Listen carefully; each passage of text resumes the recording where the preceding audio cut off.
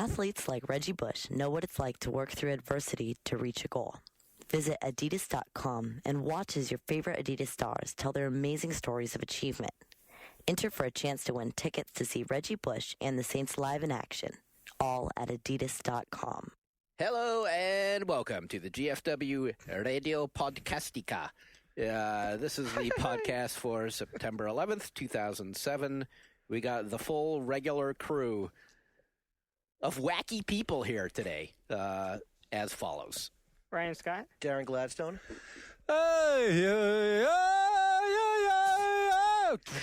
X-Files. And Sean Large. Okay. It was like Enigma for a second there. Yeah, I don't know what that was, Sean, but That was a rad song. I listened to Enigma for the lyric. Oh, no, that's Pure Moods, man. I listened to it for the lyrics. before we move on to other things, an acknowledgement that we just had, or we didn't have it, Sean had it, his birthday. What? On 9/9. Now I feel like I'm at Chevy's or something. I just stuck Happy birthday sombrero on my head. No, they never sing that song. That one's copyrighted. Yeah, that Happy clapping birthday. Ole. What's the GFW happy birthday song? It's just Hey, shithead, it's your birthday. Lulz nerd. 1 year closer to death for you. There's the GFW birthday. So, as you pointed out right before we went on, your birthday is the same day as Dreamcast Day. That's true, man. That's Put me on the exciting. spot. Yeah, and I treated myself to a Dreamcast on that day. On that very day it came out. Yeah, and Soul Calibur was a great gift. And one of my friends got me, because I already got the good stuff, he got me, I don't even remember, that's how much I love the game. It was like an airboard racing game. Did you sell it right away? We traded it in pretty Yeah. quick, yeah. Oh. But that takes me back. That was one of my first times when I remember the whole pre-order shit was starting to blow up. Uh-huh. And there's a Funko Land up the street. I don't know if those exist anymore. It's now, I think they GameStop. do exist. They're Maybe called they don't. GameStop now. Oh, they are? Everything's Yeah. GameStop Oh, now. shit. And we went there, and those dudes were telling us, like, you have to pre-order this. If you want to get it, you got to do it. And then there's like Well, of course you Kmart. believed There's them like a back then. big K, like in the same parking lot. We walked over there, and I was like, all right, we got it. Let's just go. My friend's like, no, we got to go back and show it to those guys. Runs in the door, like, does a fucking dance by the counter, waving the thing. Fuck you! And then goes back out the door. There's like tons of them over at Kmart. Weird to think there'd be a pre-order thing at all for anything Dreamcast, since you could basically buy a Dreamcast for like $5 now. Nowadays, yeah. But it was hot. That was an awesome console. Loved that Love that console. one. Still got mine. So much fun. I bought mine actually. I was sort of like the way the iPhone people got screwed last week. I was one of those guys. I bought the Dreamcast for full price like the day before it went down to like nothing. Oh. Wow. Yeah. There was a lot of Oops. My version of the Dreamcast Womp scam womp. was in the era when EB Games gave you the generous return policy that said if you satisfaction guaranteed, if you don't like it in 10 days, bring it back. And so what I did was I got Jet Grind Radio? Check grind. Yeah. Oh yeah. Got that, solved it, took it back, and then I got Shenmue, solved that in like 2 days, took that back. Then You I solved got Shenmue. Yeah, I Damn, totally good did for it. you. Wow. That bored the shit out I of loved me. it too at the Really? time. I was so Wow. into it. I remember telling everyone in grad school about like how promising it was for the future of interactive media. Basically, Wow. So you were talking shit way back then too. I was. So you That were- was wait. before I decided. Did you play Lucky Hit? Professional career in talking Yeah. shit. But then then that string of swaps continued until like I bottomed out on a few really bad ones. Like it was one of the Tomb Raider ones that came out, and then Angel- I took that back immediately. And then, but yeah, I went through at least like 6 or 7 games on that for that $150. I think a lot of people did that at first. I mean, I know I did too. And like after a while, they just said they actually changed the store. I feel like they changed the store policy because people like us were just pulling that. They for so did, long. yeah. The receipt was just getting longer and longer with the history of like trade-ins. Next. Hard to please, man. You started this used game racket. That's Yeah. all your fault. So, So yeah. all right, So here while we we're all on are. While we're on the detour, then, Yeah. on on Friday, I went and played miniature golf with Bobito. That's Robert Ashley, sometimes on our podcast. Uh-huh. And we went with our girlfriends, and this other guy, Willis Lambert, came with us. And so while the women were talking, we were just doing our usual like talking about games in a roundabout way, even though we said, okay, no game talk while we're here. And we did it anyway. And so as we're playing, we just started talking about all this. Well, it started when they're asking why I was so good, because I want to really brag about my mini golf skills right now. And that's an That's the whole excellent point of this opportunity podcast. to let me Is that the point of the story? How awesome you are at mini No, golf? it's not. Okay. That'd be okay. But I'm Day after totally your into it, though. birthday. Even they were surprised. They're like, how the hell did you know about this place? Because it's out in the middle of nowhere out in Castro Valley. But it's like an awesome course. They have just like really good technical holes. And So it's one of those things where they got weird contraptions and shit. yeah, With but it's gold like bugs sort of sometimes like things. a gimmick isn't enough. Like, dude, a good golf. This came up too, man. We were like praising the good. They're like, okay, the good golf hole is like, an Unreal level or something. You start off with the geometry and figure it out, and then you begin to build plywood. Sure. Toy boat. You build the big plywood pagoda. Yes. Around the hole afterward, or the windmill with the thing. So yeah, just the gimmick in itself is no good. It has to be fun. So like a fun one there would be like a giant skee ball scenario, and where the equivalent of the bullseye is a hole in one, and the other is like Is shoot this a the golf ball land? out. Golfland Golden Tee. Okay, I go to the one in Sunnyvale a lot. Yeah. Must be very similar layout. That's a good. They have some good stuff there. But so anyway, we're playing, and then I told the story. Now I'm going to back it up. It's going to be recursive, or like embedded, stories within stories. So Wow, how meta of you. we used to Like go to Hamlet. this in grad school in Birch Bay, Washington State, up near the Canadian border. We went to this like cheesy little mini golf place, and it was like an old couple made it, and it was inside of a shed. And it basically, when I described it to people, it would be like if there was a tornado and it ripped through a trailer park and just scooped up all kinds of shit and bric-a-brac, and then it like died out, like the pressure levels like balanced out or whatever, and it just dropped all the shit it was holding, and then some fool built 4 walls and a roof on it, and then Said it was a golf course. carved out some holes for it. Yeah, it said it was a golf course. But then the thing that was funny about that, other than the fact that the guy made you stick a thumbtack on the map when you came in and show where you're from and spit your gum out and promise to him that you weren't going to ever raise the club above your knee and all this other garbage, was just random toys and just trash all in this place, So we were saying, we were talking about doing a documentary on that guy, and then we were like, we want to make a mini golf course that tells a story where every hole is part of this big narrative, and then when you play your way through the 18, like you've completed the story. And then we just realized that was an awesome. So it's like an RPG. It was an awesome metaphor for video games. You know, So it's a linear 18-hole experience, and then yeah. Right. you have some emotional satisfaction. It's all about getting idea. the ball in the hole, but we got to find some way to tell a story. Someone's going to make that game now. Have some Yeah, side you quest shouldn't holes. have spelled that. Someone's going to steal your idea. Well, Mario Golf was a little bit like that. But even like, I mean, Well, not really. at the end of the Didn't have day, a story, but- even BioShock is that. You Yeah, know? totally. I mean, Yeah, I agree. So- Get the ball in the hole. true. so that's Big why I brought up. Hit the Oh, plasma. didn't I? I had a BioShock for the record, didn't I? Well, we're on that tangent. Yeah, Oh, was you- it somebody had a couple people actually had written us I have them to here. tell us that that you actually can get to a total auto hack on the turrets, right? It wasn't. I think Right. the camera is no. Once you fully research turrets and security bots with the camera, you get the auto hack on them. Right. There's no auto hack for security cameras, sadly. And then same thing for Etrian Odyssey. They wanted to clarify that. Says the poster wished you could press a button to sell all of a certain item. That poster, of course, was Soren Johnson. Right. And he says, well, you can. I guess he missed the thing that says Y all, which means press Y to sell all of the selected item. No need to be snarky. Yeah. So that's this segment's for the record. Yeah, that's For the Department of record. Corrections. All right. Should we actually discuss a topic? Let's do it. Actually have a game plan? Yeah, let's have a gameplay. We do have one? We do have one. Actually, one thing we can talk about, not entirely PC related, but we promise we have important big PC stuff coming up later in the podcast. Somebody go find some. Somebody posted, actually it was a website, this has been making the rounds today and yesterday, the top 25 best-selling video games of all time. I don't know where this list first was posted, but the link was sent to me from gunslot.com. This is actually like a gun site. I have no idea what that had to do. An authority. Yeah, your gaming authority. Pretty much it's gunslot.com. NPD and then Gunslot. Yeah, pretty much. I don't know if anybody else wants to read these off, or I can start, or whatever. You got your top 25 best-selling video games of all time. platform, regardless of platform. Have you guys all seen this list?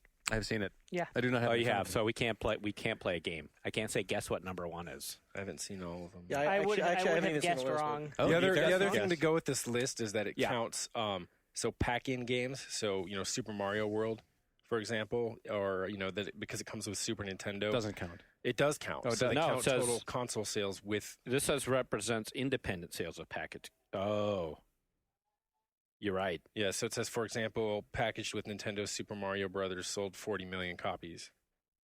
The list includes international sales. So that's on the list then?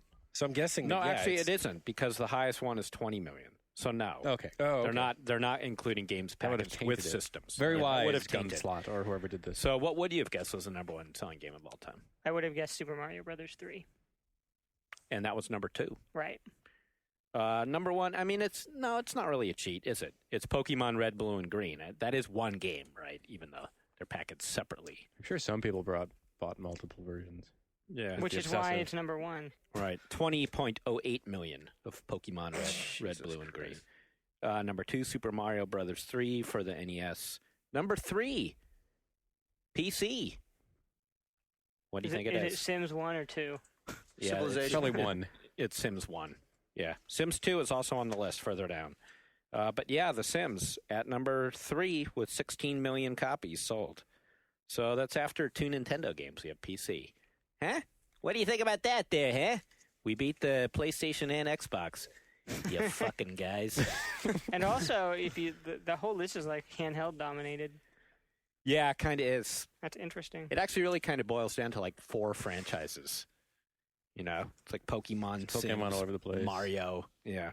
Number 4 actually surprised the hell out of me. After The Sims at 16 million, next is Nintendogs at 14.75 million for the DS. Holy crap. I knew it did great. I I'm didn't not think it did surprised that great. it's on that list, but I'm surprised it's as high as it is. Exactly. Yeah. Very high. Then we got another Pokemon at number 5, Pokemon Gold and Silver. I'll read this a little faster. 6, Super Mario Land. That's It's weird. a Game Boy one. I missed that game. I never It's played portables. That game was. that. Game Boy. I'll just go ahead and say that game was pretty terrible. Okay. All the 7, Nintendo fanboys out there. 7 GTA Vice City in a tie with another Pokemon Ruby and Sapphire. That's 3 Pokemons in the top 7 for those counting. Then we have Sims 2, also very high up again. Is that a So Sims three-way 1 tie and or 2. is that 8? 3-way tie between GTA Vice City, Pokemon Ruby and Sapphire, and Sims 2. So is the GTA one all platforms, or is it counting one Just specific one? PS2. Okay. And that's 13 million for all those. Then we've got GTA San Andreas at 12 million, Super Mario 64, 11 million, Gran Wow. Turismo 3 for PlayStation 2, 11 million, GTA 3, the original, for PlayStation 2 at 11 million. Another Pokemon, Fire Red and Leaf Green at 10.66 million. New Super Mario Brothers for the DS. That's pretty high, huh? Yeah. 10.52 million. I knew that one sold a lot though. Gran Turismo 1 for PS1. That's kind of nice. A lot of repeats. It just keeps like cycling over and over again. Yeah, I mean, it's like the same franchises here. GTA's all over the place. Pokemon, the Super Mario Brothers. Okay, here we go again. 17 is Pokemon Diamond and Pearl, tied with Super Mario Brothers 2. Those are 10 million each. Then Final Fantasy 7, 19. Finally, we get another PC game at number 20. This is the first one since Sims 1 and 2. Any guesses? World of Warcraft. No. Nancy Drew. StarCraft. Nancy Drew, we have a winner. No, it is StarCraft. Yeah, StarCraft at 9.5 million. Took long enough. The next one down is World of Warcraft at 9 million, but I find that number suspect. You find that suspect? I do, because that's the number of subscribers they have, which doesn't necessarily mean the number of copies sold. I don't know. That one made me go, huh, really? I don't know. Are you calling this entire list into question? Maybe I am. That's where it gets tricky. Yeah. But anyway, so StarCraft and Warcraft are one after another. They're at 20 and 21. The other thing, too, this says, All retail sales. right? the sales of games listed below represent independent sales of packaged games.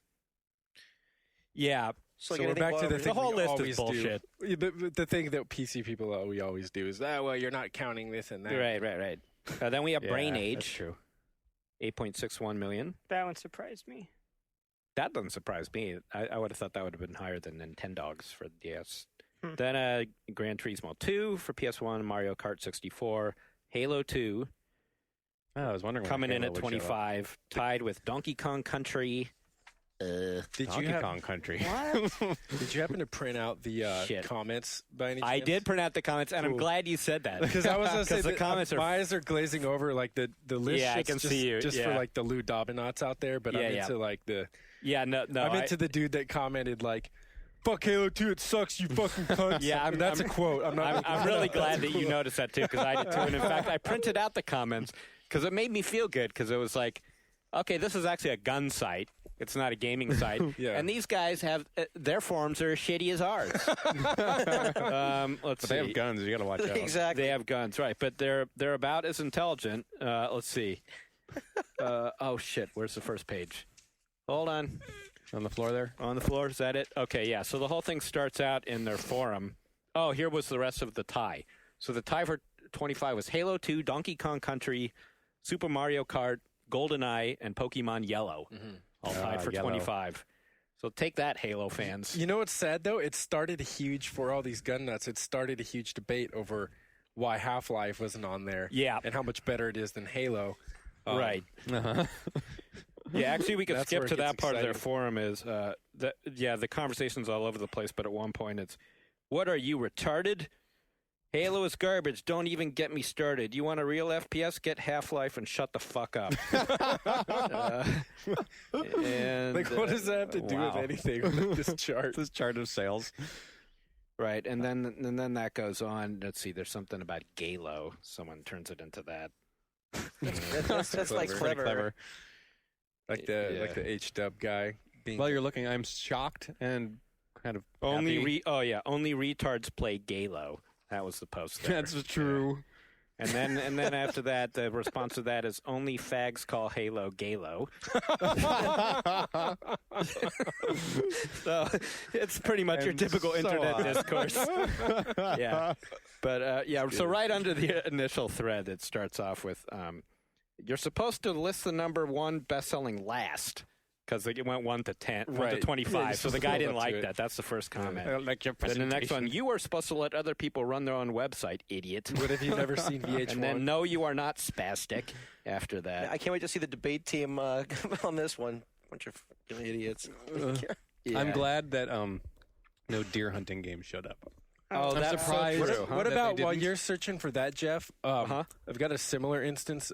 What if that sort of discourse is rather than coming from just the back and forth, is coming from official representatives of creative, the sound card makers?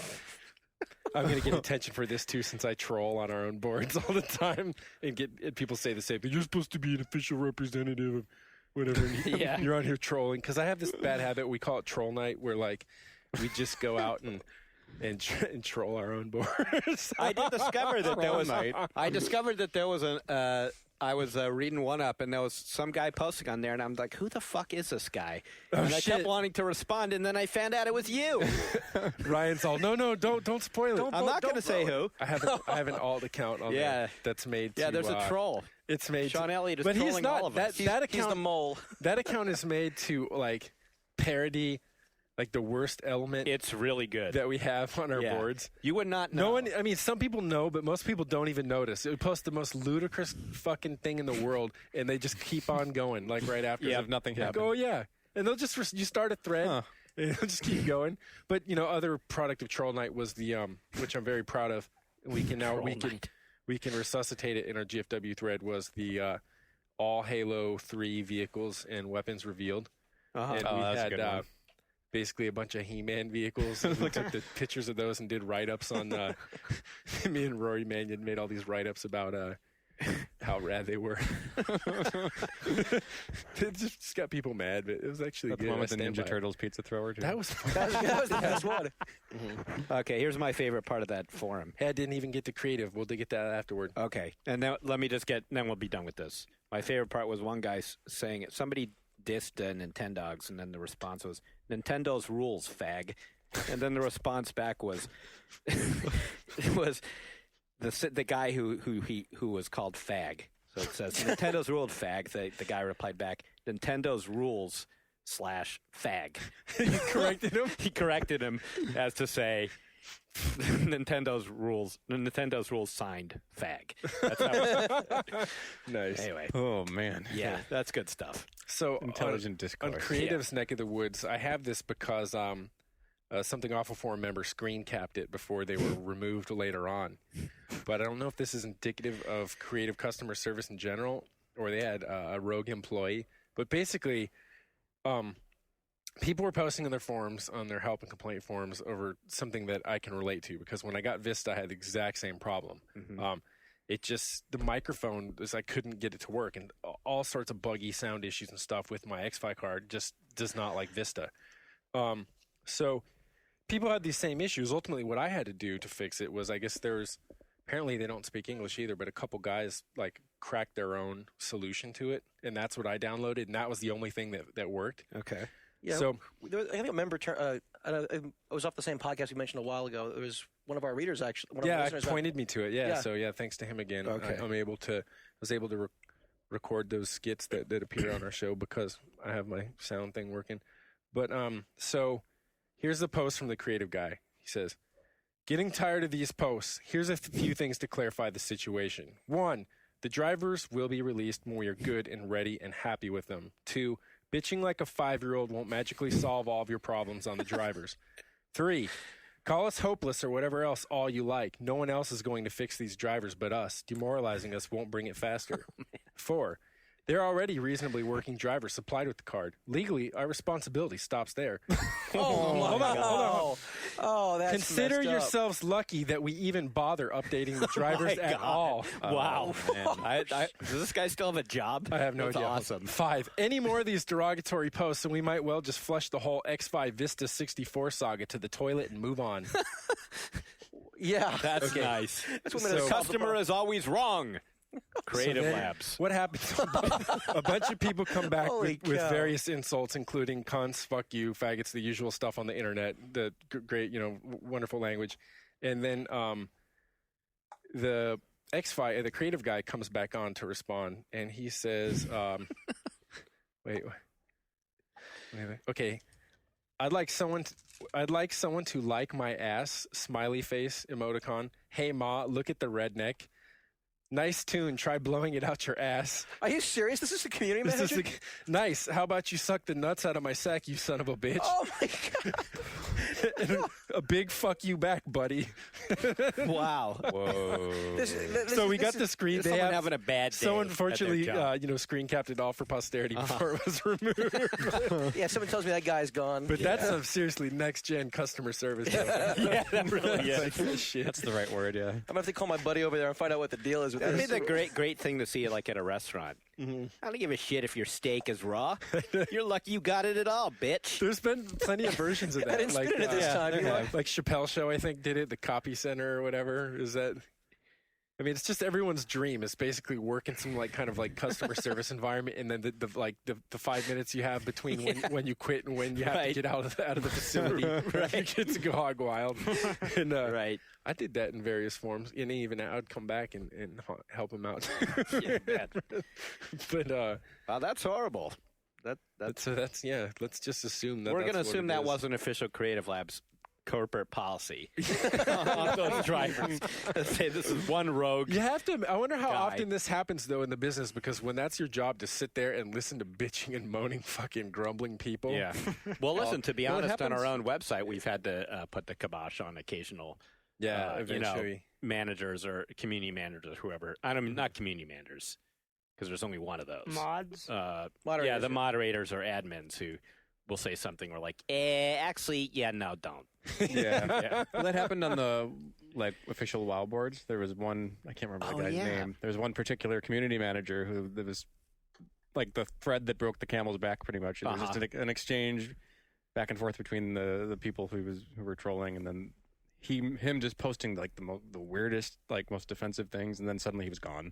Just Yeah. vanished. Yeah, he's just I gone just after imagine that being your job. Dude, maybe your that job. if I Sitting disappear, on No, I those couldn't boards do it. all day. Ugh. if I disappear, that's what's happened to me then. Because I had actually a couple weeks ago, someone threatened to to tell you on me, whatever. To What? tell on me to you. To me? Yeah, or About to what? everyone, or to your boss. It was like the usual thing. Someone on there with some completely like stupid, asinine, conspiracy theory about how whatever Ziff is like indebted to $, or like whatever. They got it figured out. It just went on forever and ever. And then, like, I think we just started clowning on the dude. And it just got so, I can't believe, this is supposed to be professional. He tried to pull that shit. I'm like, dude, you're going to try to pull this shit on me like this is Jack in the Box and you're going to go tell my manager I didn't kiss your ass? I'm like, well, guess what, man? My job's not to kiss your fucking ass on this message board, dude. Yeah. He's like, what are you going to do? And he's like, well, I'll go above. I was like, what are you going to do? Tell Jeff Green on me? And he's like, I'll go above that. And so I was like, okay, yeah, you got this shit down pretty well. I was like imagining someone in like the uppermost echelons of Ziff Davis corporate, like opening a PM through oneup.com. This guy, Sean, told me to quit posting that the company was sold out to Microsoft. You got me, dude. Yeah. Yeah, that happened to me a couple of times when George Jones was the editor-in-chief, and I would get in some flame war over email with some guy, and I'd be nice for a while, but after like the fourth, I'm like, yeah, you know what, fuck you. and then he was like, I'm telling your boss. I'm like, go ahead, we're going to have a good time laughing over you. That's good stuff. Yeah. So let that be a warning to any of you out there actually offended by us. If you think you're going to write to our bosses, we're kind of on our own here. It's especially good stuff when you have been in a position where you would have to fear that legitimately. Yeah. Like all my years in the grocery store and stuff. And sometimes it would happen. Right. You go into the back room and just like kind of like wipe the sweat off your brow. Oh, God. It could happen here. We maybe shouldn't laugh too loudly. We could still get hauled into some jackbooted asshole's office in New York. Not for the shit that I'm talking about. It was None of my bosses, I don't mean. They're all super nice. It was rad. If you're listening, you're not a jackbooted asshole. We love you. I love you, sir. And it's been a privilege to work for you all these years. Okay. So, we're talking internet stuff. Yeah. Exclusive review. Yeah. Oh, boy. We've been meaning to get to this topic for a few weeks or a few years. It always comes around, especially this time of year. You got your big game releases coming out, and we're always searching for cover stories to do, and we've been hit up with review covers, which we've kind of decided a while ago around here not to do anymore. Quite a long time ago, yeah. Right. And I'm still pretty happy with that decision. And it's just, I mean, that's kind of like where we've been on that. And then it's stories like this that remind you of like, okay, so for whatever benefit you get out of the extra sets of eyes on your first and, being able to brag that you were the first to play the game, the blowback and skepticism from some scenarios like the one that we're about to discuss. Yeah, so this story was floating around the interwebs last week. Don't say that, Jeff, ever. Interwebs? Yeah, isn't that what you cool kids say now? Interwebs? Corny. Intertubes. Really? now. I'll talk about that's even Can worse. I say lolcats? Hell no. No. I'm just trying to get hip with the lingo here of this whole web thing. So how are we going to break this? So basically on GameSet Watch a while ago, the original story was with an anonymous source and who claimed that while they were an employee of IGN at the time that Prey came out, that it was 2K, and their PR team were saying, hey, if you want this exclusive review, you want to be able to be the first website to post that you have the review of this and post your review, you need to guarantee us that you can give it a 9 or higher on your 1 to 10 scale. So what the source alleged was that Doug Perry, whose position at the time was maybe but something on the equivalent of it, I think for not PlayStation, but maybe the whole thing, the equivalent of an EIC, right? At IGN, I'm not sure what his title was. So they alleged, again, this is all alleged is the word here. So the source alleged that Mr. Perry went and asked the person assigned to the review for his or her, for his actually take or guess what the score would be. I thought they asked, was there anybody here who felt comfortable, who thought they liked the game enough that they would be comfortable giving it this kind of score? I would have to reread the original story because this is the follow-up story that I have in front of me now. So basically, after all that, of course, it created its own minor internet stink. But so Doug responded, on the same site to the story. And I want to read some of his response. So He said, here's what happened. I entered into several phone call conversations with PR director at 2K Games. The content of our discussion was about whether my former company, IGN, should get the exclusive review for Prey, which was the biggest game of the summer of 2006, clearly a dry summer. IGN has always been keen on attaining exclusive reviews. The tricky part of the equation is to get exclusives on games that we like and that got traffic, and that's a big, if not the biggest portion of the driving force behind media sites. They want to drive traffic to sell ads to make money while performing the journalistic matter of entertaining and informing its readers. So he continues that... so that's all fair so far. Right. It's difficult to gauge whether a game is worth getting an exclusive on, and it is a sensitive matter, but for anyone who has been an editor in the entertainment business, negotiating exclusives happens all the time. In this situation, the PR person wanted to know a range on what we would score the game so she can make a decision on whether or not to give us the exclusive. Part of the PR person's job is to look for an outlet that he or she thinks really likes the game and then hope they give it a good score. In this case, and it's not unheard of, the PR person wanted to know the score beforehand. We didn't have the score yet because the writer at hand, Tom McNamara, an excellent writer and reviewer, hadn't finished the game. Even if I'd known the score and Tommy had finished the review, we could not have given out the final score, but we would have provided a range of scores. Okay, so... moving on, he says, there are several phone calls. I felt 2K was being assertive, or you could say aggressive, but I decided to gauge whether the game was worth getting the exclusive on, and I was persistent about it because I wanted to make a decision on whether we should reschedule our front page, get the artwork, and go through the motions of making this our top story or not. More importantly, I wanted to know whether the game deserved an exclusive. The whole issue brought up by your source is that a game's score shouldn't be discussed with the PR side prior to completion because that somehow breaks the code of ethics. I don't share this opinion. There's nothing wrong with talking to the staff members about how good a game is, how one should score it before it's reviewed, and whether it should be a top story or not. What bothered the source is that I was being pressured in providing a score before the game was completed. But having been in the business for 13 years now, I felt I can handle the pressure, and this is in quotes from 2K Games. So, to wrap up his comments, let me see.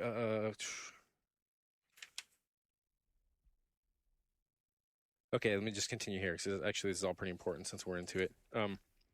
Tom didn't know the score because he hadn't finished the game, so I said, Tom, what do you think of this game? How would you score it now, and if so, what would you honestly give it? I needed to know your honest opinion because we might have an exclusive here.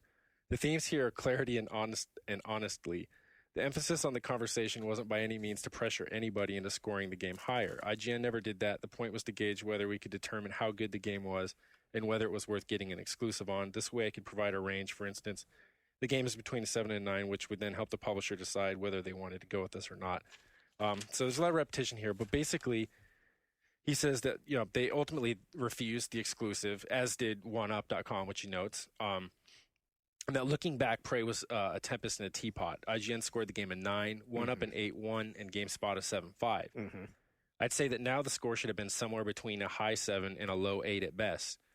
At the time, less than a year after Xbox 360 launch, Prey showed off some great graphics, offered some cool physical puzzles and intriguing alien abduct Native American concept. In hindsight, which is always 2020, Prey was only pretty good, offering mediocre enemy AI, a story that was cooler in concept than execution, and rough and tumble multiplayer gaming. That's interesting to say that he would give it somewhere around an 8, a low 8, but that it's mediocre. So I felt that Tommy overscored the game, but it was his game to review, and his opinion shaped it. Reviewing a game is an art, a subjective affair, not a science. There was no wrongdoing, ethical misconduct, and no big conspiracy. The matter was simple. So that's basically the thrust of the story. I mean, you can go and find the rest of it on there, and the title of the story is mere ignorance with the IGN capitalized. So I don't know. I mean, we can go from here and say how we wanted to respond, but first off, what struck me in that was that no offense to Doug, I mean, I understand where he's coming from, but it's constantly saying this we are certain of our integrity. We know that none of this is influencing us and this is fine, but that leaves open the matter of seeming impropriety, which you can never prove otherwise, right? I mean, and so it's also when you're talking about good journalistic practice, I believe it's good journalistic practice to avoid that. But more so, I think it is especially, there is, a great deal of seeming impropriety because if you are a reviewer, say, for example, it's me, Mm-hmm. and I'm reviewing it, and you're my boss, and I know that it's in our site's interest to have this exclusive, to have the first review on this game because it's going to get us hits. Right. Whether or not we love the game or not, people want to read about it because it's been advertised, it's been discussed. And so in the back of my mind, even if you never say, Sean, Yeah. I need this game to get a certain amount for it to be on here, I understand that that's the case. And I know that if I'm alone, if I take a chance and say, wow, maybe I'm just a harsher critic of this game than anyone else in the office, maybe I shouldn't trust myself. Maybe it really is closer to a 9. Mm-hmm. I think those are very real, and I don't think that is, that's a situation that you can just dismiss by saying, oh, well, we're Or if I think of journalistic giving it ethics and to, this if on and that. my end I think of giving it to someone who I think might score higher. I mean, what if I were exactly, to say, Sean's kind of tough, and he's a little bit cynical. Maybe I'll give this to somebody else who might give it a higher score. yeah, and that's there too. Which I don't believe he did. I mean, I think he has a mostly defensible position there, especially since they ended up not getting the exclusive, right? I mean, Right, and that it they all didn't ended up take being it is moot great. anyway. But yeah, probably you just don't want to go there at all, right? You don't want to even just leave it open to misinterpretation. And another is what I would consequence, think. I mean, I totally agree with that. And I think that, personally, I would not want to be in that situation. And I know that depending on the person, I mean, that's just we shouldn't impose that pressure on someone. You shouldn't have that on your mind as you're critiquing a game. Right. I don't believe that that's something that you should be entertaining. Right. If someone came to me and said that, I'm just trying to think of a similar situation. It doesn't entirely apply, but let's say I knew that it wouldn't be a magazine cover, but let's say I knew that something great would happen if we scored this game great. It would behoove me not to say anything to the person who was reviewing that game. I should not forward that information to the person whose job it is to review it. Right, and put the pressure on them for that. Right. But that's another thing is that I think, Doug says that, angling for exclusives and negotiating exclusives just a general part of the business. And that is true. What's not true, though, is, exclusive reviews or angling for exclusives with any kind of conditions imposed on them. When we get exclusive cover stories and things like this, there are never any conditions. Like, the conditions might be, if we give you all this first look at this, we expect it the image of the game and the name to appear on your cover, right? Or we might promise a certain amount of pages. Or a certain amount of pages. Say, hey, we need at least 8 pages or something if we're going to do this. Otherwise, we can go here because they're offering us 12. Sure. But that's not the content insofar as, you need to provide us with a certain number of quotes that we could use for marketing. You need to guarantee us that it's going to be, overwhelmingly positive in tone, or that you're going to make any claims that, this will be the hottest game of genre X, in this season. And that's those are kind of similar to saying, here's what the score is going to be. But the other, side effect of all this, I think, is for the audience is if you know that at least in some circumstances, see what happens is this story, I believe, diminishes the value of an exclusive review all around. Not specifically this, but this kind of thing. Because what it means now is that you're going to wonder, well, if I see an exclusive review for something, was it negotiated under circumstances similar to this one? Right. And does that then mean that every time you see an exclusive review, it's basically going to be the most enthusiastic and overwhelmingly positive that the company could arrange to have? And then as a consumer, how helpful is that to you? If you're just looking at the review for a buyer's guide, right? If you're looking on a critical level, I think it answers itself too. I mean... Well, this is what why we world's biggest fan of Game X has to say about it. You know? I mean, I think that's why we stopped doing them. If that's not the number one reason, it's the number two. Was that to avoid any kind of pressure or whatever or hassle from the game company to like the game more than we normally would, or just the perception that we might. Or other there's a lot of relationship reasons. stuff. Yeah. Right. So say for example, you ordinarily considered that you had a good relationship, and when we say we have a good relationship with the company, that means that we just things seem fine. We communicate well with one another, But what if, say for example, you got an exclusive review for Game X, and then the company thought they took it personally. Hey, we don't like this, and then comes time, and you want to do a first look, preview type story on something else. Then are they going to be like, well, we don't want to give it to them because they shit on our last game. Yeah. You know, I mean, it's just like Obviously, they want a good review. I mean, that's kind of a duh. If we put the game on the cover with a review, yeah, I think even if the expectation just because it's on the cover is this must be good. Right. You know, Yeah, of course. Any reader looking at it isn't going to think, wow, they put this on their cover and they gave it a 2. And the I mean, when does that ever happen? generally- Link, why would you do that? Yeah. We Generally, put it's games not on a our problem. covers with very average scores.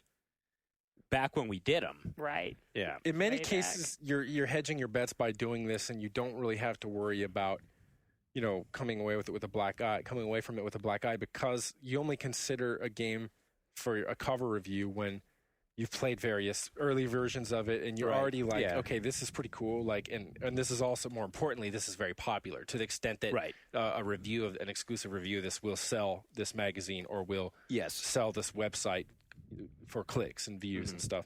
So 9 times out of 10, I think it's not a problem. I mean, you get it. It probably is a great game. It gets a great review. Doesn't look so bad. But hey, we know there are exceptions to it. There are definitely exceptions to it. And even when it's a fine shade, when when he's splitting hairs between an 8 and a 9, to the point where he's saying that an 8 is like so-so, and the That's 9 a whole is, other conversation. I mean, Yeah.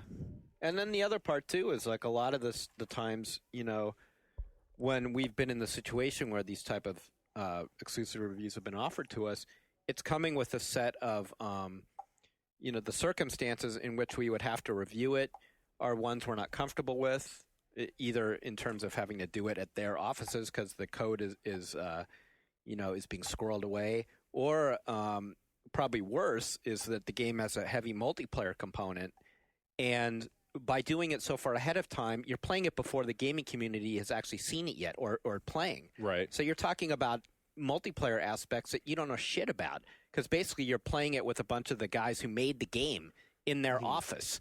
They could do anything there to rig the experience. And even if they're not rigging it, you're still not getting a real-world experience. That's there. an especially important point for PC games, too, because I think with reviews, the traditional notion is that multiplayer content is like the bonus material.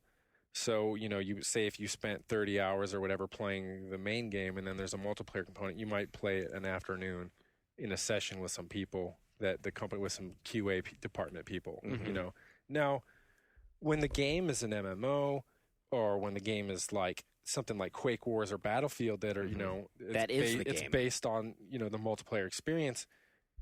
You're really, again, it kind of goes back to, I don't think you're really offering an in-depth look on the consumer report side of things, and you're especially not on the critical side of things because it's just not enough time. I mean, you can go in and make a few generalizations. Like say if I had to review Team Fortress 2 based on, a couple hours of playing at a press party or something, be like, yeah, the spy was kind of fun and this and that, but it's like, give me a break. I mean, as someone who's Right. played that game for years, I know I can tell damn you. well that you start to understand Right. the game and it's both its flaws and its, accomplishments and its triumphs. Well, I can tell you a non-review anecdote of a game that was totally different at the company than it was in real life, and that was The Sims Online. When Robert Coffey and I went to see this game when it was early on in its development years ago, it was being played by guys like Will Wright and his associates, who are all super smart, funny, creative people. And the things that they were doing inside that game themselves, the ones making the game, was really neat. It was like, wow, they created this whole universe in which you could make these really funny rooms that do this, that, and the other. Because they're super smart people and they were invested totally in making this game look cool. But when the game actually came out, when you had real people in there playing, it turned out to be a disaster. It was just like a large chat room, right? Don't make Real anything people are worthwhile. not Will Wright? Is that what you're saying? Yeah, Will Wright is not a real person. He's some kind of alien brain. So that was an example to me of a multiplayer game that was all about the community. The review had to be based on the community. Mm-hmm. It was nothing without that. That's all that game was. And the community actually was retarded. So no offense if you still play that game. You probably personally aren't a retard, but the other people are. But yeah, so and that's definitely the case with Battlefield 2 or whatever. If you're playing it in advance for your exclusive review on EA's servers, internal servers, you're not playing the game. That's not the game that the rest of us are playing. Another one you're going to be seeing soon. Like we just got in code today for enemy territory, Quake Wars, right. which is like like a late beta or whatever. Which of course, we're not going to review it off of that until we play the live version. Right, we could but rush I and say, hey, we can make it in the issue that we're working on. I guarantee you're going to be seeing reviews of that in other publications based off of that code. And those are bullshit reviews because, yes, the gameplay mechanics are going to be the same. So you could strictly say this thing works this way, this is cool or not. But when your entire experience revolves around your interaction with other people, I just don't see how you could come up with a real score there. The challenge for us, though, is saying that, okay, we believe in all these things, but we have to have an audience to whom these very same things are important to.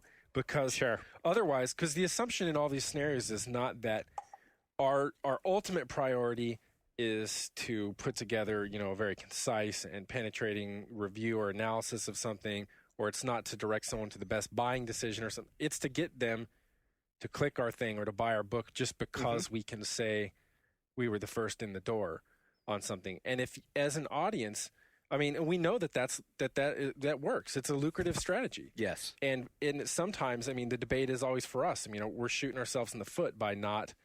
We could rush this review. I could go and play this thing tonight, and come back and I won't look like an idiot if I did it. I mean, I'm playing the bait and stuff, but at the same time, I will not personally feel like I'm the authority that I'm pretending that I'm well, we know that be, we have plenty of our competition is willing to rush right in where we won't and say, fuck yeah, we'll do the exclusive review because we just say no. And who's right and who's wrong there? I don't know. Yeah, maybe we are shooting ourselves in the foot. And they're definitely not wrong. I mean, if you're the audience and that's what you want, I mean, you can't go wrong. I mean, you're serving an audience, But so it's like we're kind of like begging, hey, if this stuff is important to you, then let it be known. Yeah, I guess let us know. That's a good subject. Otherwise, we can hook you up some reviews tonight. Yeah, we'll do some exclusive reviews of all the beta code we have, and we'll be first. Yeah, exclusive scoop review.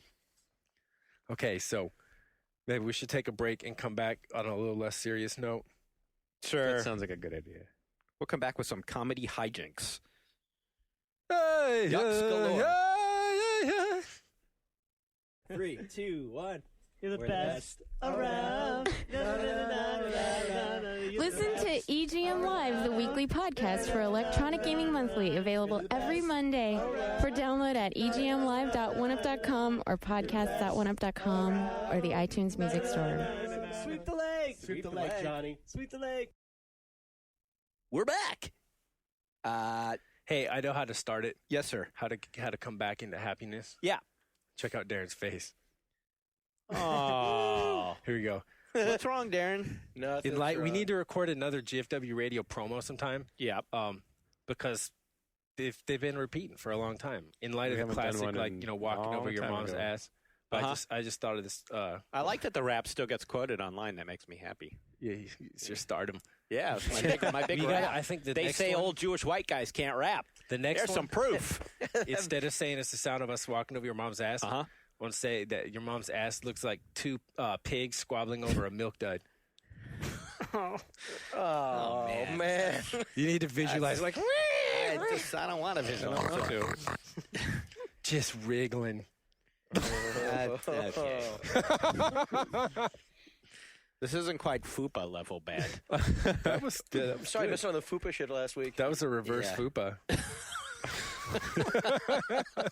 Dude, the milk dud's what makes it, though. Yeah, it makes it or something. Yeah. Makes me ill.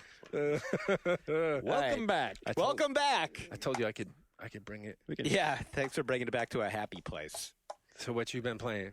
Well, I've been playing, thanks for the segue. I've been playing, FUPA. Well, I got on the Call of Duty 4 beta on Xbox Live. So I've been playing a bunch of that. Oh, yeah? Why is that not on PC? Yeah, I don't know. I was going to bring that up. Why is it not on PC? Well, Call of Duty had originated on console. It just makes sense that, that they would cater to the console. Yeah, it wasn't really much of a PC game ever. Yeah, no one ever wanted to play it on the PC. Yeah. Fuck you, Activision! Just kidding. I love you guys. Then I wonder why I have bad relations with the... Yeah. Why don't the PR people return my calls? So you're playing it? How is it? It's actually a lot of fun. Looks pretty great. As we all know, it's in modern times now. There's some, vague Arabic scrawl on the walls as you run by these abandoned buildings and stuff like that. Yeah. They got a nice kind of leveling up system going on. Honestly, I got to say, it's just on the multiplayer side. I'm not seeing a lot that. It's going to sound very snobby PC. This is why I'm hesitating with my words. I feel like we've done this before already with this game. That's how shooters go. I mean, yeah, you got guns. I mean, I was waiting to be blown away because, frankly, it did look amazing what we saw at E3, and this multiplayer beta. Don't take all this with a grain of salt. The game could be great, but what I saw in this multiplayer beta seemed very kind of run of the mill. I gotta say. Infinity Ward's Call of Duty multiplayer games have always, I would say, been run-of-the-mill technically. Yeah. If you list the bullet points or anything, although this time they're working to go beyond that with the whole persistence and rank and perk system. And the ranking system so far is cool. I like it.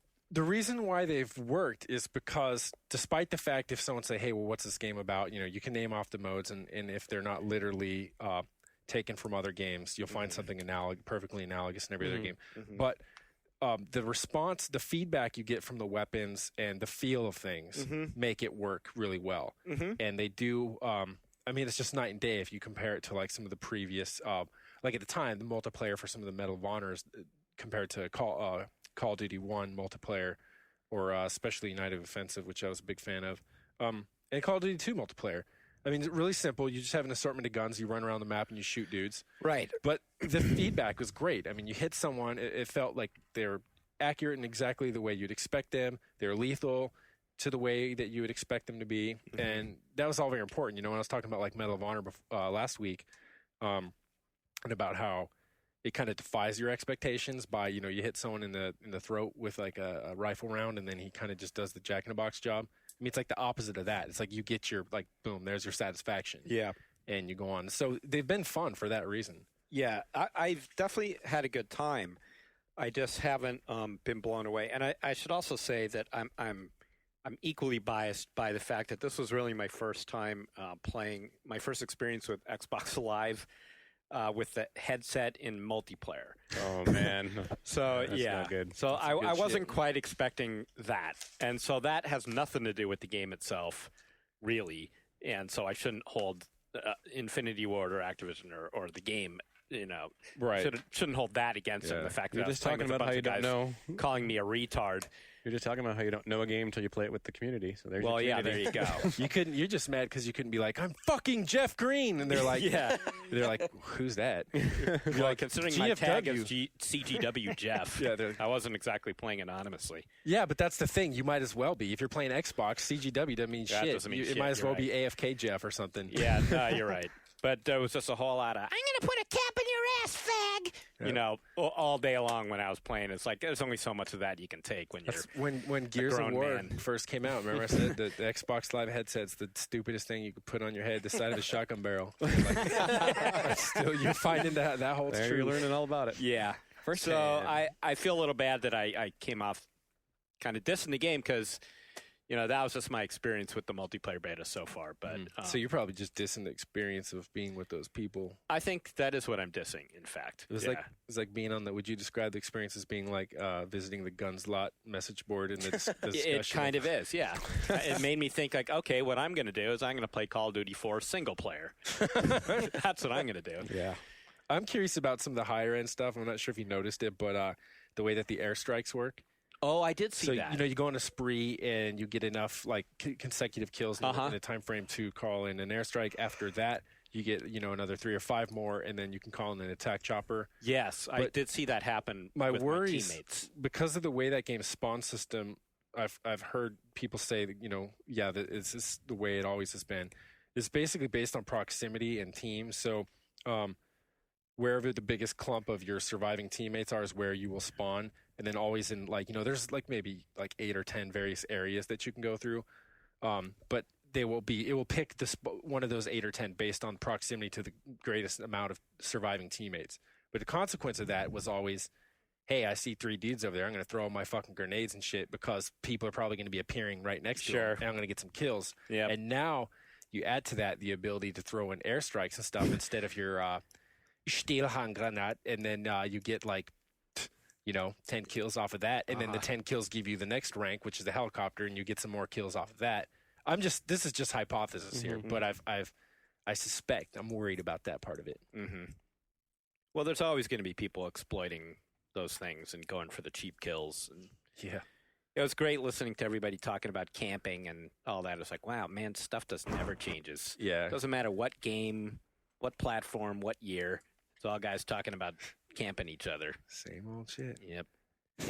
Camping in those kind of games is annoying too, because depending on the game, that's the problem with going too lethal with any of your weapons, is you create an environment where you don't want to do anything but lay down the moment you spawn and then shoot the first guy stupid enough or impatient enough to move. A lot of the Ghost Recon multiplayer ended up that way.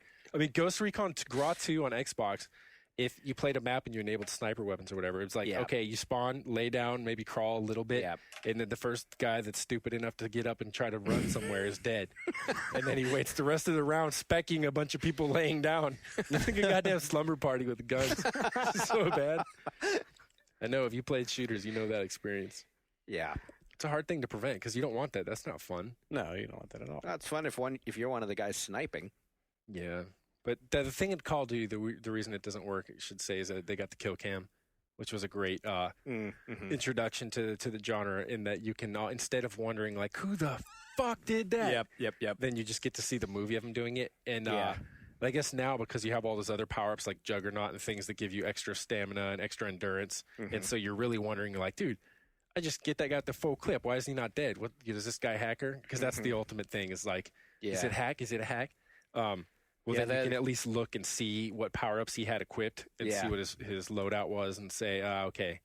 Yeah, I was watching the kill cam a lot in the Call of Duty 4 beta because I was dead a lot of the time. Yeah. So I kept watching the kill cam. And actually, more than watching the other guys and what they were doing to kill me, I was just more like ashamed of my own performance. I was like, watching myself play through their eyes. Yeah. And I'm watching myself like jump at a wall. Did you just look like ridiculous? Not doing anything or switching weapons. I'm like, oh man.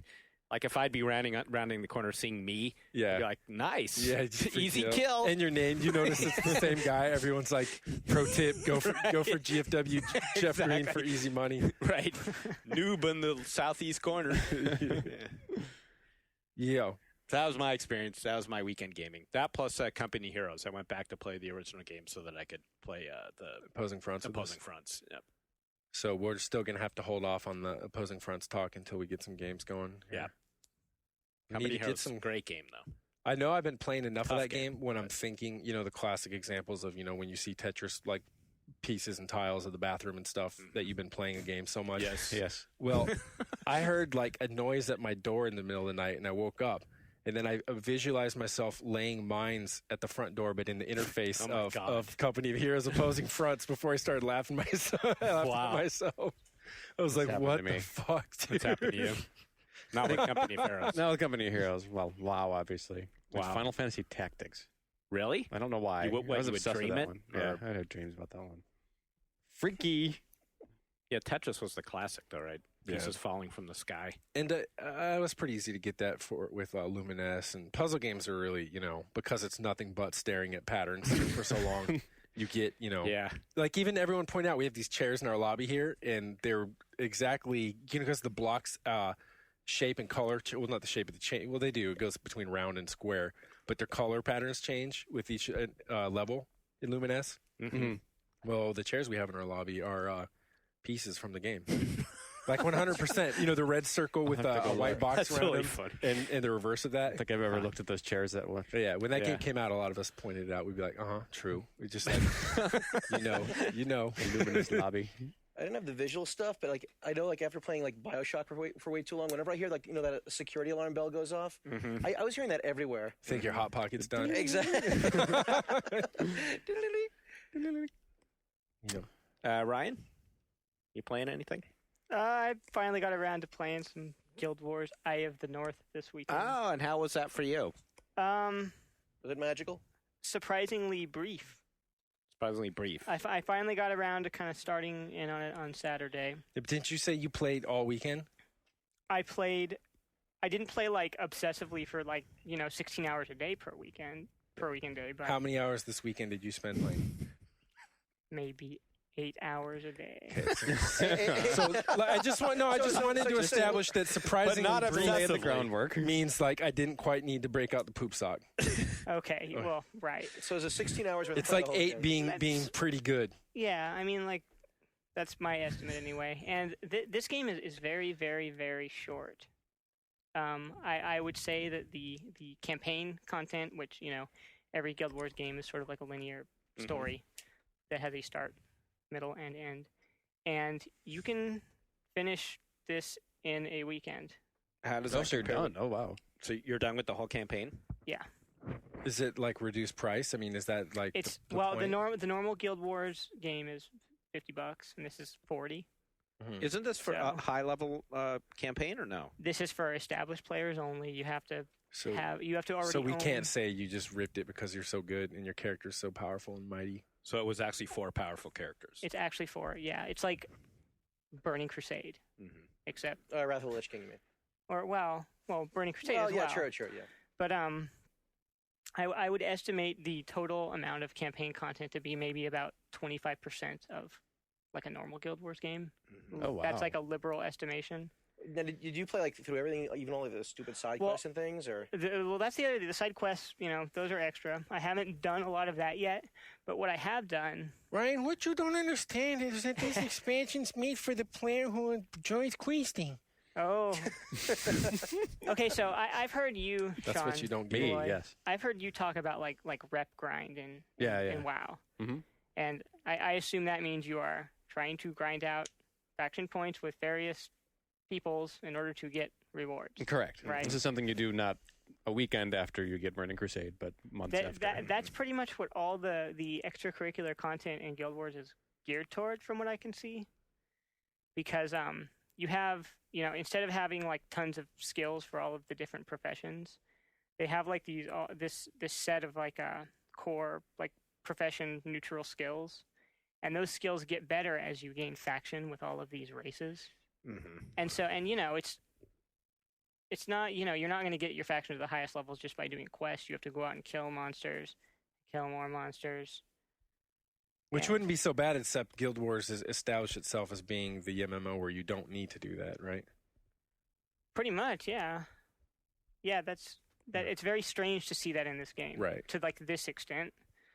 So I remember last time when I saw it, they were talking about how the crux of it was like dungeons, like really D&D style dungeon crawls is the way they were couching it. Is that? Yeah, I mean, like the one interesting thing about the way the campaign flows is that they've kind of abandoned the whole like tiered reward structure of the different missions, and they've replaced it with like these dungeons that you just go through. You get like this static reward, and you move on.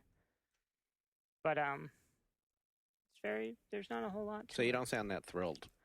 It's kind of let me down. Oh. You know? Questing. You going to keep playing? You going to keep going? We'll see. How many hours are you up to now? Total? So that sounds like what, an 8? Well, I don't know about that. That's my fupa for this podcast. We need to know your score.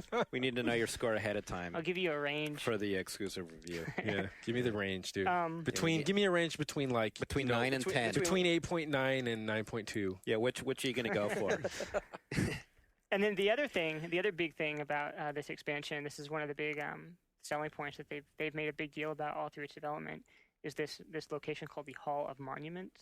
Yeah. Shit. Where ostensibly this acts as like a gate between Guild Wars 1 and Guild Wars 2, where you will be able to memorialize your items and accomplishments. No doubt. And then your Guild Wars 2 characters will get some sort of bonus based on that.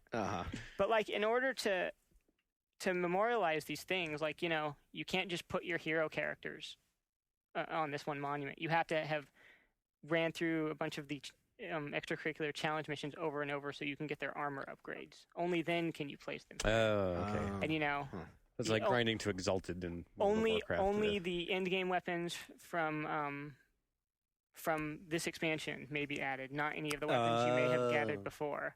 So it's like there are all these these barriers to using this thing. Well, they want to make it. It sounds like it's an extra perk for those who are like the most committed. But it's like a monument to like your poop socking, as Sean would say.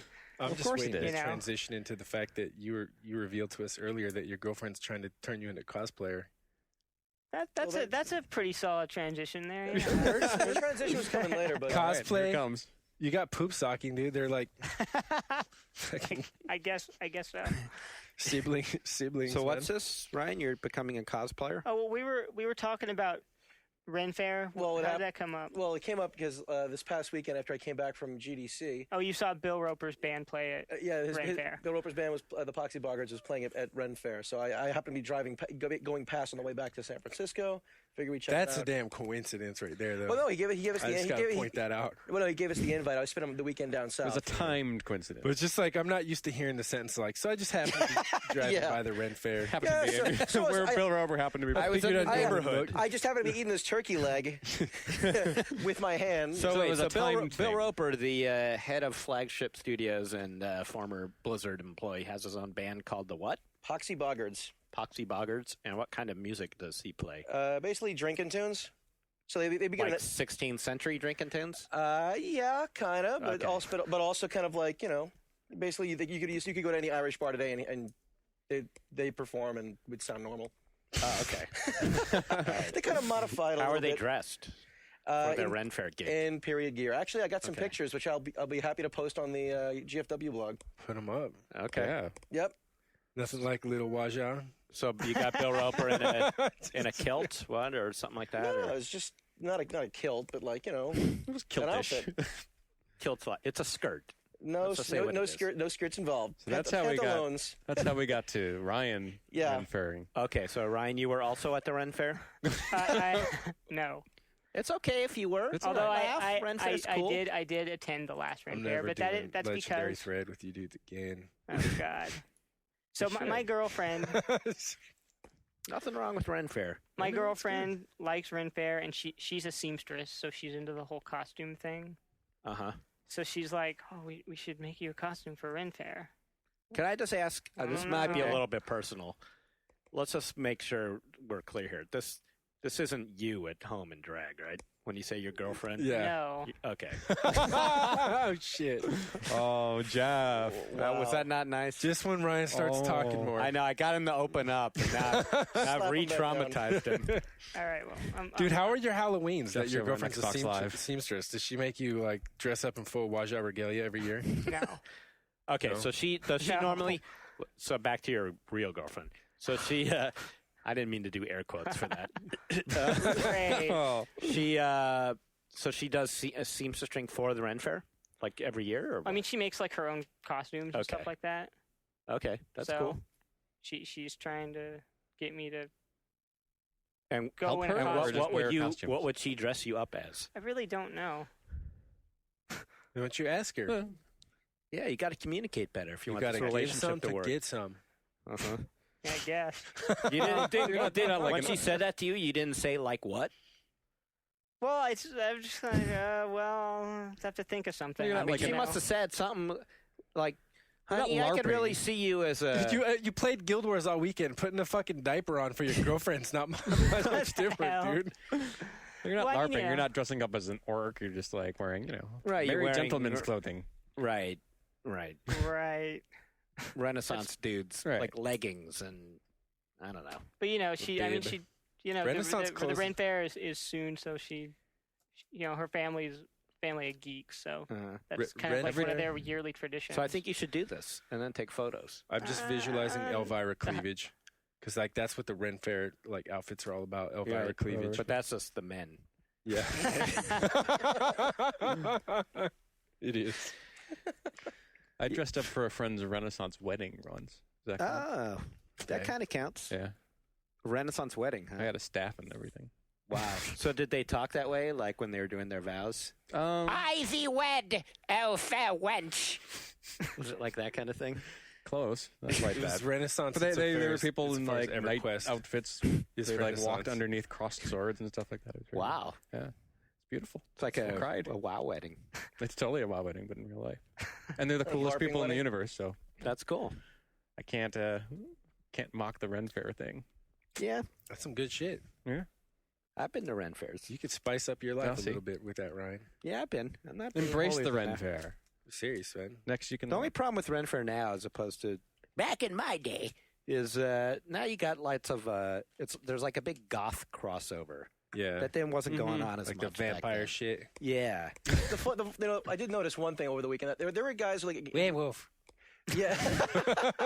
No, there were guys like ignoring the basic rules if there were any, and like some dude dressed up as a Klingon, some dude Yeah, right. some dude Right. dressed up Right. as, some guy dressed up as Link, and another one is Zelda. I'm like, It just becomes an excuse Yeah, because there's that's like sad. Then obviously it's just there's no local Comic Con, Right. so they're just like, let's Holy- go fucking crash the Ren Fair. holy shit! I have this suit in my closet. I could put this on this weekend. They See, should The have Klingon, they're like, someone's like, what are you doing here? And he's like, leprosy, leprosy. they should have like a no Klingon sign up front. I'm You trying- can't come in if you have a just Klingon. leave if you're. Me a Klingon. explain that Right. punchline since it was such a fucking failure. Is that the Klingon was trying to pretend he was a leper, and I that's got like, it. All right, we're good. All right, I'm out of here then. Oh. You should stick to fucking milk duds. I thought it was funny. I just think that I was morally outraged that a Klingon would show up at a Ren No, Fair that's thing. wrong. Yeah. What Didn't do you they think do you're that doing? in least an he- episode of Star Trek? He dressed Oh up. yeah, they probably did. Better than you. Well, I'm sure that's You happened didn't do repeatedly anything. with the holodeck. You're right. Last least- time I went to a Ren Fair, I was not dressed up. Went through the trouble of taping some latex on his forehead. You're right. Mm-hmm. I feel bad now. Yeah, Klingon. Awkward silence in the podcast. Now I played some Team Fortress 2 and Left 4 Dead Did you? last. Well, why didn't we open the podcast with this? This is big PC news. Yeah, because we already talked a little bit. Well, I talked about about first segment on the before. One Up Show, but that was like before. Oh, I see. I went and played it again for like EA had its usual Gamers Day or something like that. So I see. Played a So lot of that. since you talked about it on the One Up Show, apparently it's not good enough for GFW Radio. no, it's not. That's why I'm talking about it now. You got me. You got it wrong, Jeff.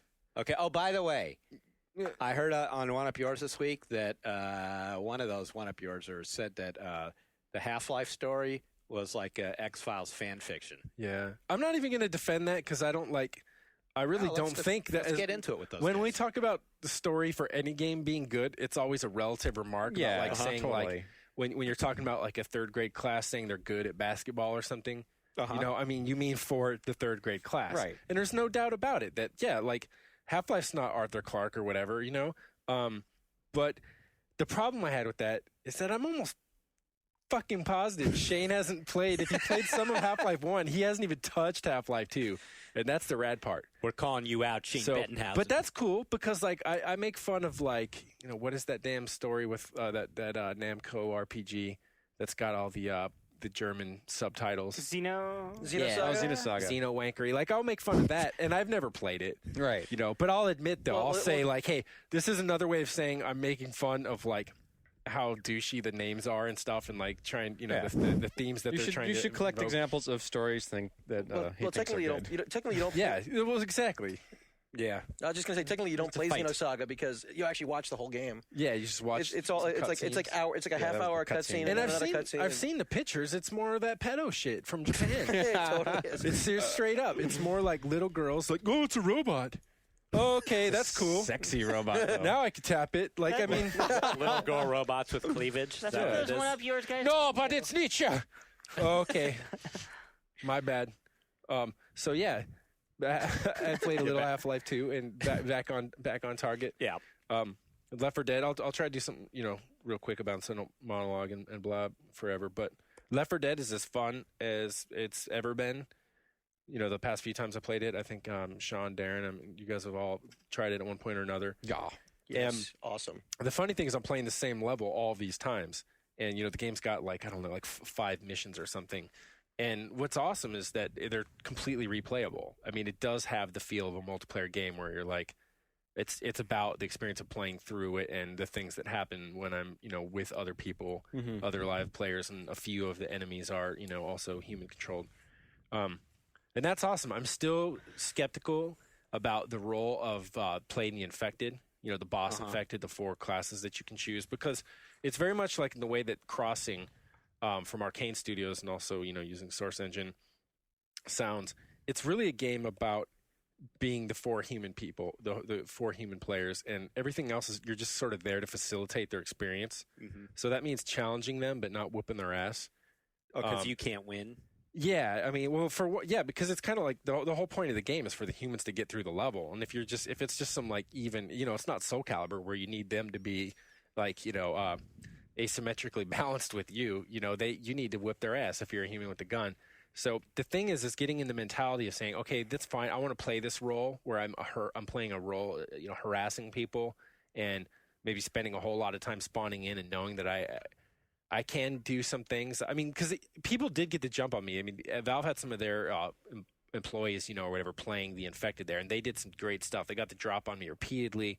One of the smokers, which has the long tongue, grabbed me from the other side of this car, and it pulled me up against the side of the car, and he couldn't. It's like it wasn't strong enough to drag me over the roof of the car, but it meant I was stuck against the side, and I couldn't do anything until my teammates came and shot him. But that allowed all the AI zombies to rush me and chew the shit out of me. So while the guy doing that didn't get the kill, like he gets points. Like for every time you hurt someone on that side, so you feel like it's worth your time, you get points.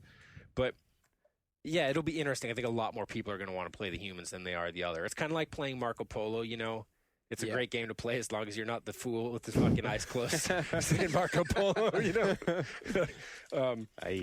But I have high hopes for the game. It's a lot of fun. Team Fortress I played with a controller, which was a weird switch between Left 4 Dead. And it's great when you go like in that proximity in one room. You go from playing with the mouse and keyboard to playing with the controller in both games that were originally designed for controllers. And just being like, wow. I'm like hopeless with this thing nowadays. I suck. But it wasn't just me, I mean, I was actually like for the competition there, I was doing well. But Half-Life 2, I mean, Team Fortress 2, I'm really excited for it. I can't wait. I have a feeling a lot of us are going to be playing it this week. Maybe by the time this podcast's out, you'll be playing it. But I have my lingering concerns, and this is another one of those reasons about why I think it's wise to take time with the game, rather than, just playing it for a little bit and coming up with some kind of authoritative or, that's air quotes, authoritative assessment of it, is that I think we've talked about it over and over again. The fact that the grenades are gone, that you can't conk jump and stuff I mentioned, but it's not just that. It's, feigning death as a spy is really fun. And it's definitely taking that out doesn't make the game any better, really. I mean, strictly from the fun level, take aside balance or whatever other issues. Because it's great when you go in, because, this was funny, too. In the environment we were playing was mainly console people. They're not used to the series. They don't know about it. So it was great. Right. It's like Spy's Delight. You just go in their base and why is this dude stabbing me? It's like, just team killing don't worry about it. Just die, dude. They just keep getting all of them that way. But, of course, on the PC, everyone knows to do a spy check on everyone. Every time you see a teammate that's running the wrong way, you shoot him in his fucking face. And then if he bleeds, then you shoot him again. And then if it's a teammate, you go, sorry, bro, go find a med station. So you need to feign death, and you need all these other things because people are wise. And so you need to go to the battlements or wherever, and this isn't even the best example, but a bridge or something risky where corpses traditionally are, where everyone just sniper bodies pile up, or soldiers on a bridge and stuff. And then when the H-dub guy runs by you, lumbers by you all slow, and then you rise up from the ground and stab him in the ass. So that stuff's fun, and I do want to I want to see if there are substitutes for it. It's not like I do not believe, and I've clarified my perspective many times that this is from like a very diehard Team Fortress Classic player. I don't expect the game to be Team Fortress Classic. I understand it's going to be different, but I do hope that all the things that made it fun are back in some shape or another. So it's like, while I don't need to have a concussion jump, I want to have some other skill set that I can master, and that the game gives more the more I put into it that way. Those are really important for the longevity of the game. The other concern is that they also help differentiate all of the classes. And that's like one of their key things this time around. They want, visually, they're also striking. You can tell from the silhouette, from the animations and everything. And also, from the weapon set, this is this class and this is what he does. But so, because there's some overlap, where the medic could be offensive and he was supposed to be a support class because he had a shotgun and this mobility and stuff. Now let's pare him down and make sure he's basically just like the Ghostbusters gun that shoots health juice out of it now, instead of sucks up ghosts or whatever. But the danger here, where I'm going with this, is the danger is that you have because now people are used to playing games like Halo and something where they're not class-based, and you have the ability to walk around a map and pick up different weapons and different tools, and you have a wide, skill set that's available to you from the get-go. So in paring down the classes in Team Fortress, I'm concerned, and I think this will probably really be the case for some, at least for some of the console critics. It's like, well, why is there an HW guy in Halo 3? I can just go pick up a turret. Why is there a demo man? I just go pick up the brute shot. Why is there a soldier? Likewise, I just pick up the rocket or the new flamethrower. Right. Or all but these that's things. the whole premise of the game. It is, but I mean that's a point to have though. I mean, because people are like, well, I like the experience where I'm basically playing all these and switching, not even just between deaths, but just like with a weapon switch button. Right, hey, I've got the demo man on my back, and I've got the HW guy in my hands right now. I could drop that and switch over, The trigger do all these other things. But so also part of the challenge though is just that getting those roles and like performing their duty well. Just being, getting used to it and doing stuff. But again, in Team Fortress Classic, none of the scenario I just described now was an issue at all for me because all the secondary attributes gave it so much variety. The medic infecting enemies and laughing as they ran into their spawns and spread the cooties to their entire team, which would have been classic on Xbox, because it would have been like whatever year it was all over again when, people didn't understand the mechanics of the game. It was just amazing to mess with them. Or, just all the other stuff that went with it. So we will see. But I do know I have fun every time I play it, even with the controller. It's got so much spirit, and like when you play it, even taking aside the fact that I know that I'm like, okay, this is like Dust Bowl, like this is a rad map. I know like exactly how it works and stuff. It's like, it's really fun to play so far. But I'm concerned about the longevity. We'll see. And mods, on PC side, I people are going to mod this stuff immediately. They're already probably, talking about getting their old clans back together, and they're like, okay, well, first thing we're going to do is we'll just use the asset for one of the demo man's grenades, and we'll turn that into a conch, and we'll just figure out how to code with the physics to turn that into that. Not put the game back, restore it to its old state, but say, okay, well, maybe this class is a little boring. Let's give him a frag grenade. And just him and him alone, So it'll be interesting. There'll be tons of options. I'm not worried about that. So yeah, both. Well, I'm sure we'll keep talking about it on the podcast and in the magazine. Start we'll playing it. have articles as the mods keep. Hey, like out. I said, this week we could all be playing a whole lot of it. So that would be good. That would roll on PC at last too. Yay! Woohoo! So you guys don't want to talk to me anymore. What? Why? Why wouldn't we want to talk to you anymore? I'm just playing. We're all quiet. Does that mean we're done?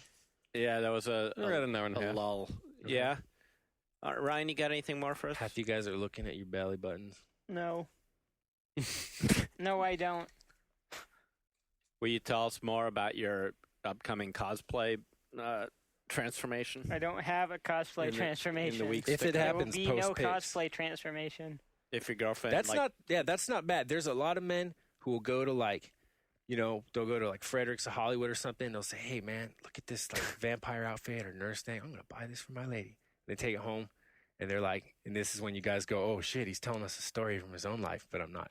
It's this guy you knew. Yeah, you got to try this on. I mean, this will just be fun. And those ladies are like slapping that shit out of their hand. I will not degrade myself that way. But you got a lady who's like, no, fuck that. I don't want you wasting your money. I'll make it. What do you want me to make?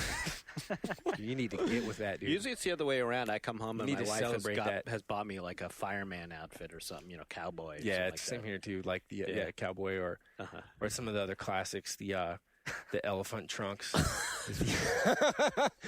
You know what I'm talking about. You hang your zone in the elephant trunk.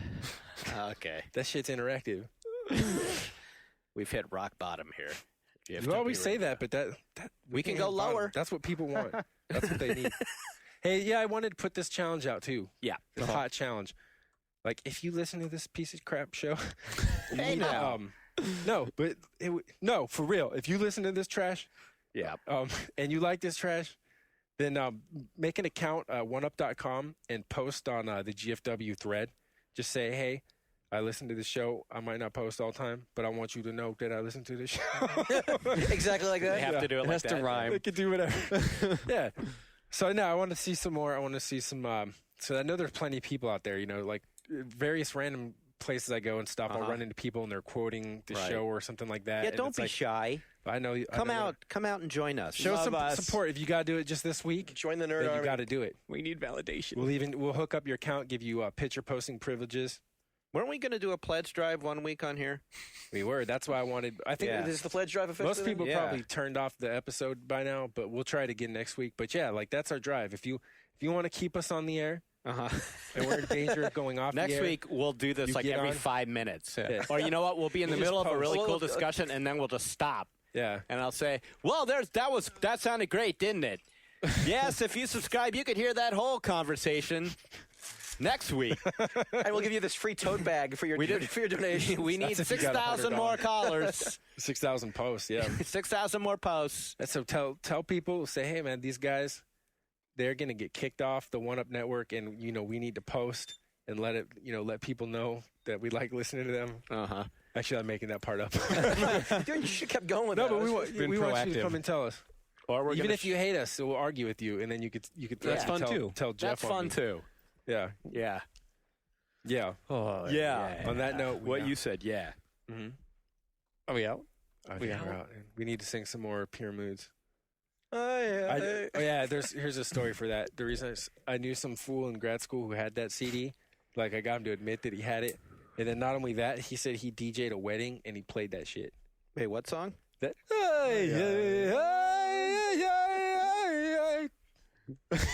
You asked. Remember that shit? Imagine playing that. Like, what do you think? You're like, all right. The all goth wedding. Like I was waiting. Like he was just like feeling out the mood of the party, and he's like, it's time. Flips the CD, because he doesn't have records. Press the CD, press play. Then that song I just sang comes on. Okay, let's go out with that song. Give us another round. That's